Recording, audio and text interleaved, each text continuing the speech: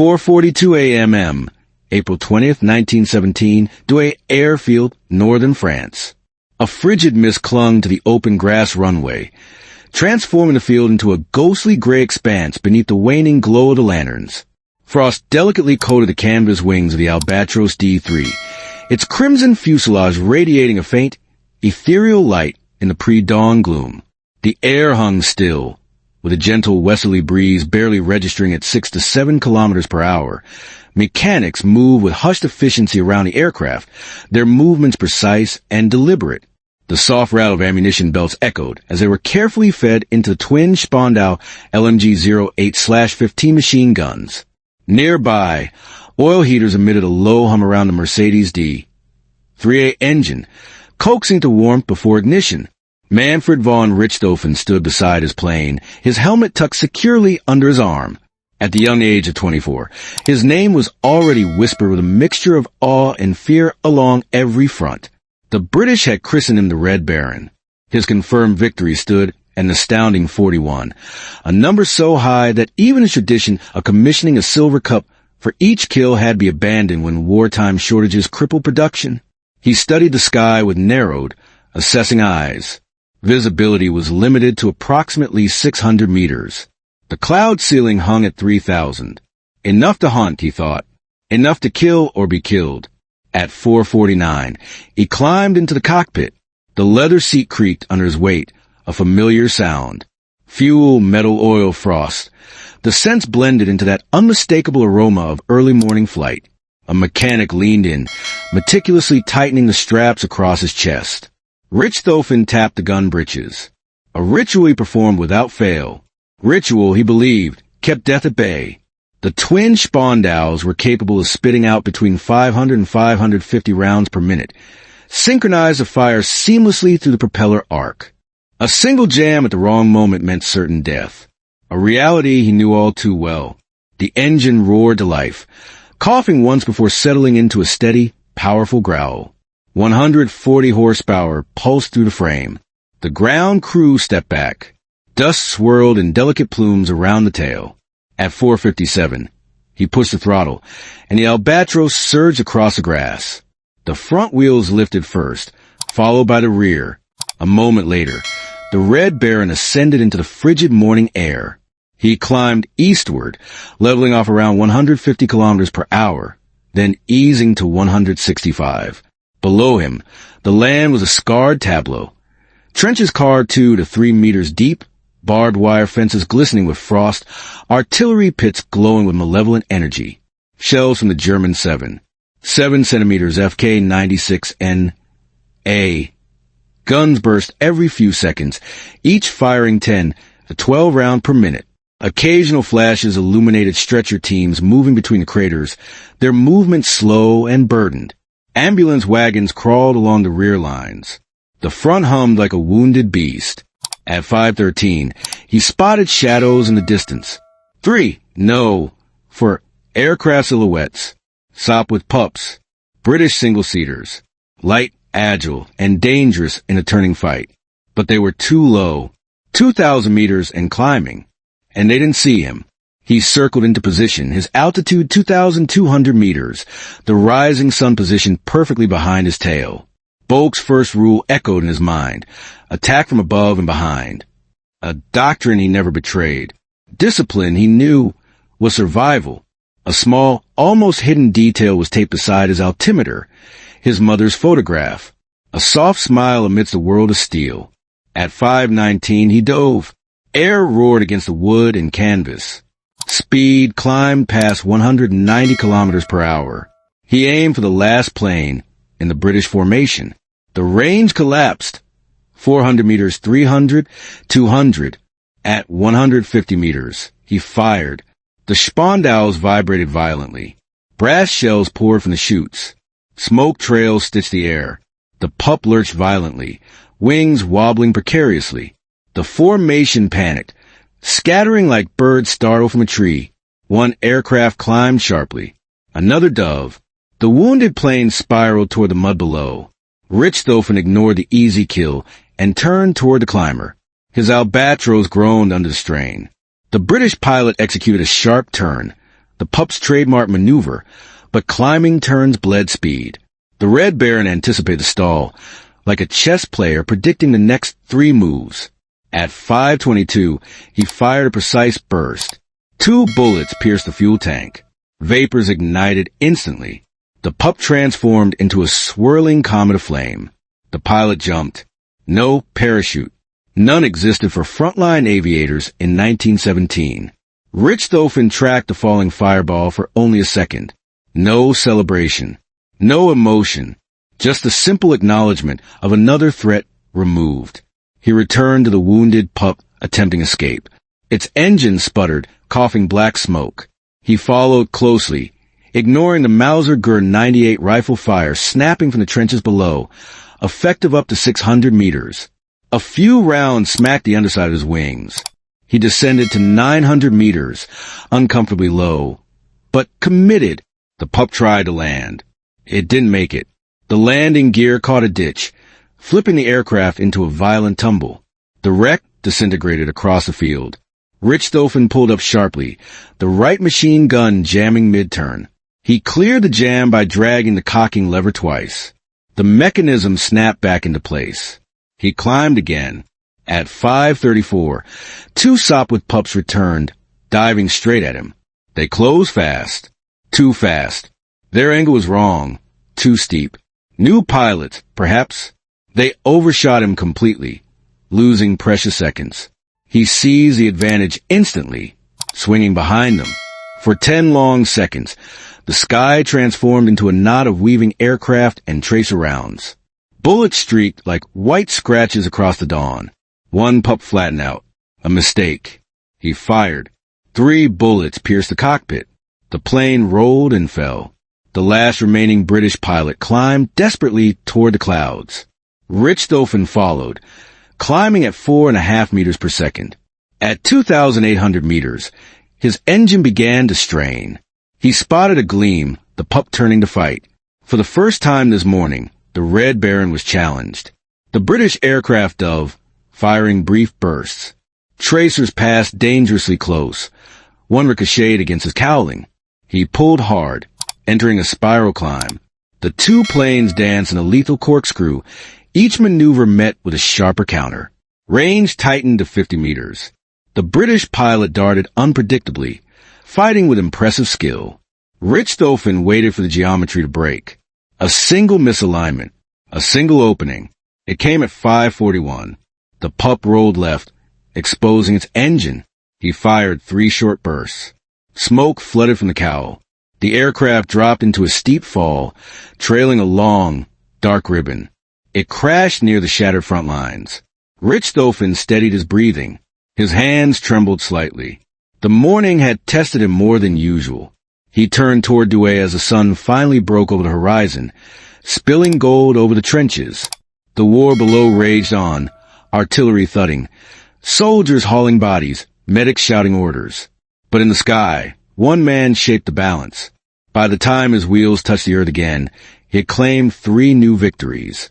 His total rose to 44, and the legend of the Red Baron grew. 817 Capy Airfield, northern France. Low clouds drifting. Crosswind 12 kilometers per hour. Temperature 6 degrees Celsius. The morning grew brighter as the Red Baron, Manfred von Richthofen, walked across the muddy airstrip. Mechanics tightened the last bolts on his Fokker-Doctor eye. The triple wings gleamed with moisture. A faint layer of fog still hugged the ground, but visibility improved by the minute. Nearby, the Jasta 11 pilots gathered around a map laid across an ammunition crate. They spoke in clipped tones. Enemy patrols near Amiens had increased. Reports suggested new British formations equipped with SE-5A fighters. Fast, stable, and dangerous. Richthofen stood quietly, absorbing every detail. His presence was calm, almost cold. He didn't need to raise his voice. His reputation flew ahead of him. On the table rested a reconnaissance photo. 3 trenches, each roughly 2. For meters deep, zigzagging like torn seams across the landscape. Beside them, artillery positions marked with black circles. German 77mm guns capable of firing 12 to 15 shells per minute. The British lines were pushing closer, and aerial reconnaissance became critical. He placed the photo back down. Form up at 2,000 meters. We stay tight, he said simply. The pilots nodded. For many, this would be their second or third combat flight. For Richthofen, it would be his 80th. 829 engines roared across the field. The triplanes took off one by one, wheels spraying mud.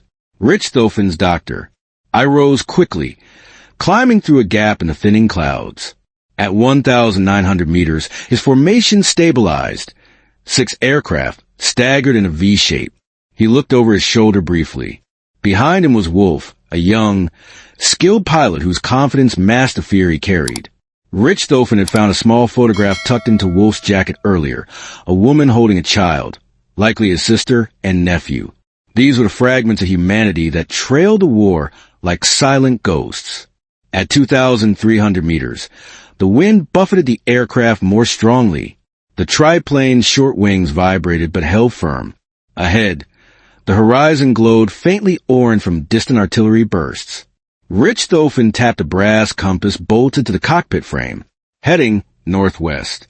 10 minutes later, the German trenches shrank into thin brown lines below. Shells detonated along the front. Impact flashes spaced roughly every 6 to 8 seconds. The British counter-barrage responded, their 18-pounders sending rounds up to 6,500 to 7,000 meters. The air trembled with overlapping thunder. Then Wolf's signal flare streaked upward, red. Contact. 3 specks formed in the western sky. Within seconds, they grew into recognizable shapes. Sopwith camels. 4 of them, flying in pairs. Richthofen's pulse didn't quicken. He studied their altitude, angle, pattern. Sloppy, he muttered. Their spacing was wide. Their climb too slow. He raised his hand, signaling the formation to stay high. High ground always wins. 8:41, the sky fractured into motion. The camels split into 2 groups and tried to swing upward. But the doctor eyed superior climb rate, granted Richthofen first strike advantage. He banked left sharply. G-forces pressed him against the seat. The wind roared around the cockpit. He dove toward the leading camel. At 200 meters, he squeezed the double trigger. Both Spandau LMG-08/15S erupted, synchronized a fire through propeller arc. Their combined rate exceeded 1,000 rounds per minute, the sound merging into a single rattling snarl. The camel jerked. Bullet holes punctured its upper wing. It rolled left abruptly, losing control. The pilot tried to correct, but spiraled downward. A trail of smoke marked its fall. Richthofen didn't follow the kill. He climbed back into position, scanning. 2 camels dove directly toward Wolf and Schaefer. Their machine guns spat thin white lines. A burst snapped past Richthofen's left strut, too close. He pushed into a tight, climbing spiral. The doctor. I responded instantly. A camel overshot, momentum carrying it too far. Richthofen dropped onto its tail. The dogfight compressed into a furious tightening circle. Wingtip vibrations blurred into a buzzing hum. He fired a 2-second burst. The camel jerked as the bullet shredded its right side.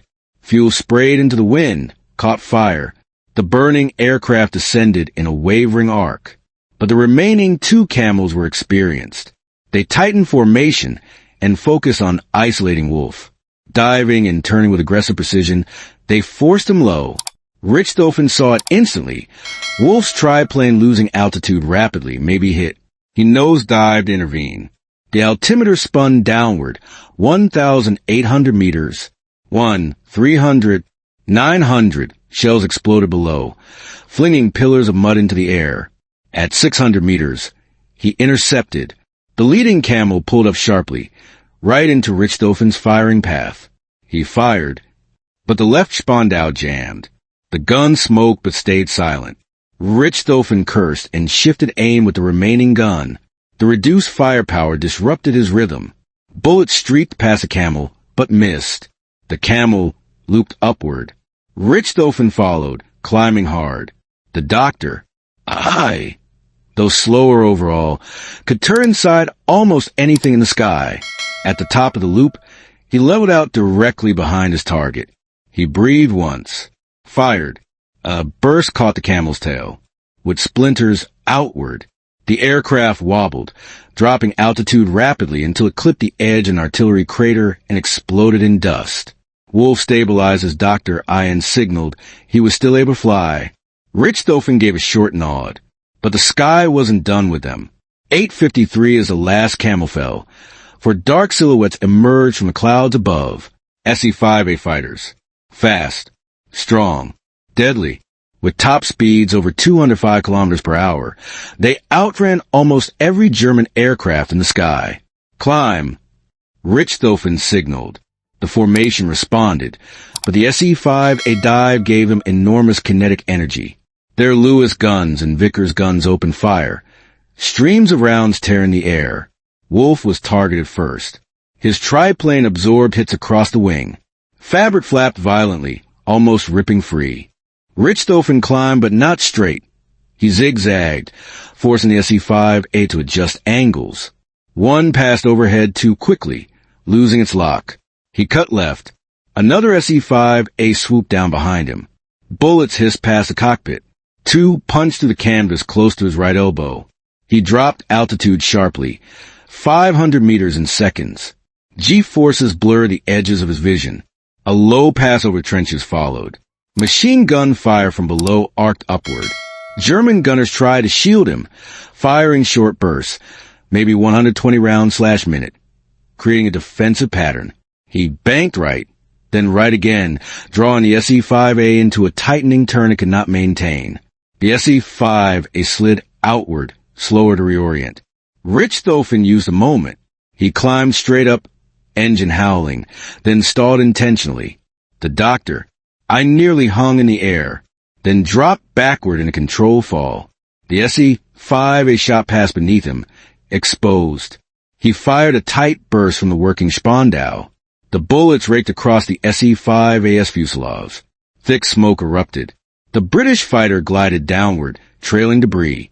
But the other three SE-5A were still there. Their formation tightened. Their altitude remained superior. Richthofen felt imbalance. Sixth Doctor, I reduced the three around him. Only minutes ago, they owned the sky. Now they were prey. He assessed the angles, the light, the terrain. One decision remained. Survival. He signaled a retreat. Two flares, yellow. The remaining Doctor I dove toward German lines, hugging the trenches. Anti-aircraft crews fired time bursts, creating a curtain of explosions. SE-5A pilots hesitated to cut through. The Germans slipped under the barrage and vanished behind a rise in the land. Richthofen breathed once. He had survived again, but the sky was shifting. The enemy was faster, better armed, adapting. He looked toward the west, where the British fighters vanished. This war in the air would not stay in his favor forever. 1742, Moorlancourt Ridge, Western Front, winds rising, clouds thickening, visibility dropping beneath 2,000 meters. Dusk crept across the scarred ridge. The trenches below twisted like broken veins. German infantry prepared evening rotations. Artillery on both sides exchanged sporadic rounds. About 4 to 6 shells per minute, irregular but constant enough to rattle the ground. On a small plateau just north of the ridge, the Jasta 11 flight line sat in tension. Mechanics hurried between aircraft, tightening fabric, filling ammunition belts, checking synchronizers. A new batch of 7, 92 millimeters rounds arrived, crates rattling as they were dragged from a truck. Richthofen stood beside his red Fokker Doctor. Aye! Adjusting the chin strap of his leather cap. He stared westward. British air activity had increased sharply over the past 72 hours. Recon flights, artillery spotters, and fighter patrols had been reported across the entire sector. He knew what this meant. A major offensive was coming, and the skies must be watched. 1755 takeoff felt heavier than usual. The crosswind pressed against the triplane's thin wings as Richthofen lifted from the field. His squadron formed up behind him. For aircraft a day, fewer than before. Losses and fatigue had thinned the once formidable Jasta 11. Climbing through the dim light, they reached 2,100 meters. The air grew colder, slicing through gloves and leather. Richthofen adjusted the fuel mixture and listened to the engine's steady rhythm. The doctor, eyes rotary engine vibrated with familiar strength, spinning the entire mass as it fired at nearly 1,200 revolutions per minute. Below, the Somme River glinted faintly between clouds. An artillery flash illuminated the horizon. Trenches carved too, 5 to 3 meters deep cut through the earth in jagged lines. Bodies of water reflected fire like molten glass. At 2,600 meters, the patrol turned north. A signal flare from Wolf's aircraft lit the sky behind them green. It meant unidentified shapes ahead. Richthofen narrowed his eyes. 3 specks approached from the west, then 5 more. Their formation was tight, moving with deliberate confidence. He saw the silhouettes clearly now. SE-5A fighters. Fast, heavy, favorable in a dive. Formidable. Richthofen felt a thin strand of tension pull across his chest, but he did not hesitate. He raised his hand and gave the signal to engage. 1807, the British formation broke first. 2 SE-5A Dove at steep angles, pushing speeds over 220 kilometers per hour. Their machine guns opened fire early, rounds stitching air with bright sparks. The Germans dispersed, splitting into 2 pairs. Richthofen rolled left sharply. The G-force shoved him sideways. The British fighter overshot, but its wingman dove behind Richthofen, guns blazing. Tracer rounds whistled past his cockpit. One sliced of the canvas above his shoulder.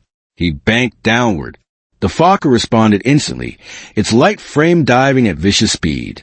He pulled a tight right turn, tight enough that the SE-5A couldn't replicate without stalling. In 2 seconds, he was behind it. He fired a controlled burst. Only the right spawned out today. The left had jammed during morning tests. The bullets ripped through the SE-5A's tail fin. The aircraft shuddered, rolled, and dropped. Richthofen climbed back into the fight. Above him, 3 SE-5A circled Wolf. They fired in controlled bursts, single-second volleys, conserving ammunition. Wolf dodged repeatedly, but he was losing altitude, forced lower each time by their superior speed. Richthofen ascended steeply, red wings carving to the fading sky. He pushed the Dr. I into a vertical climb, stalled at the peak, and flipped into a half roll, dropping behind one of the British fighters. He squeezed the trigger. The burst tore through the SE-5A's wing struts. Fabric peeled backward. The fighter wobbled violently, then dropped into a dive. But Wolf was still in danger. Richthofen dove. The altimeter spun. 2,000 meters. 1,600. 1,200. 900. Gunfire roared around him. A burst from an SE-5A smashed into his fuselage, which splintered. The Doctor. I shook. He ignored it. He angled sharply into the fight, just as Wolf's aircraft jerked from a fresh burst of enemy fire. A plume of smoke trailed from the triplane. It dipped, struggled, then stabilized just enough to keep flying. Richthofen growled a command into the wind. Break east! Wolf turned away. Richthofen drew the British fighters toward himself. Another SE-5A Dove, trying to cut him off. The wind howled past the cockpit. He pulled the triplane into a spiraling climb. The Doctor, eyes unparalleled turn rate, gave him a fleeting advantage. He fired a burst. The SE-5A veered off, but the remaining SE-5A maintained altitude superiority. They circled above, diving in coordinated strikes. Every time Richthofen evaded one, another descended from a higher angle. The sky felt like a closing fist. And then a new threat emerged. A speck rising from the south. A camel, and it was fast. He recognized his behavior immediately.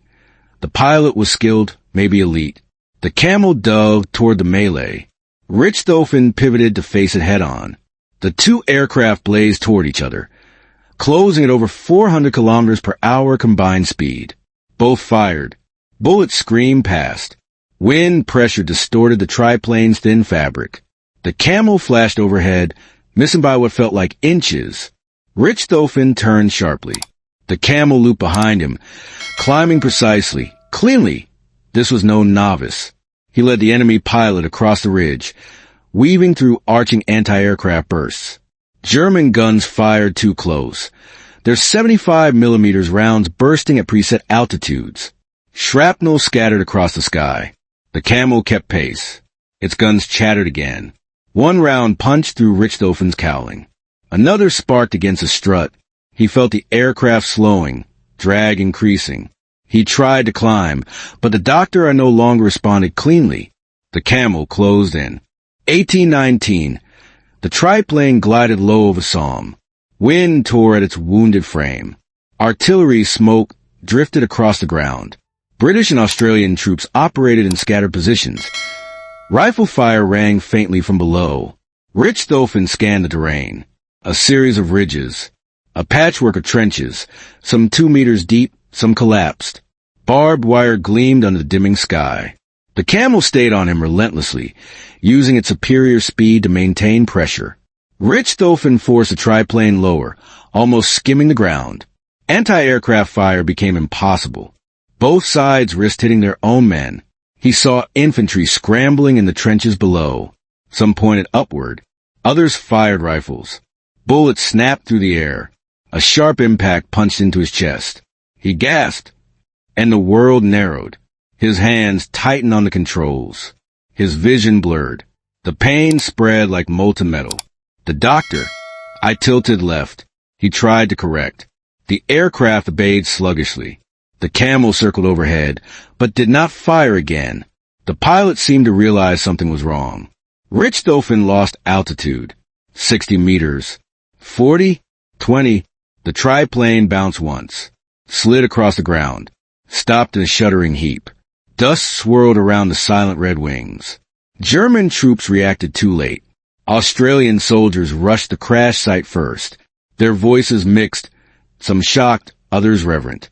They recognized the insignia almost immediately. The Red Baron had fallen. Legacy, strategic impact. With Richthofen's death, the German air service lost its most effective leader. His mastery of tactics, especially his dicta bulk, influenced discipline, had shaped German aerial doctrine. His squadron's kill rate dropped sharply in the following months. His fall also signaled a wider shift in aerial warfare. Allied aircraft technology surpassed Germany's by mid-1918. New engines, higher climb rates, and synchronized guns shifted the balance. British and French squadrons adopted more aggressive patrols, pushing deeper past the lines. German morale suffered. Propaganda reels tried to fill the void, but infantry whispered that even the skies no longer belonged to them. Maps changed. Offensives accelerated. The Luftstreitkraft craft retreated into a defensive posture it could no longer support. Richthofen became a symbol, of precision, of lethal skill, of a form of warfare still young and brutal. His red triplane remained etched in memory, part legend, part warning of how quickly dominance in the air could disappear. His legacy is complicated. His techniques last decades. His reputation survives a century. But the sky he once ruled had moved on, faster, higher, more unforgiving.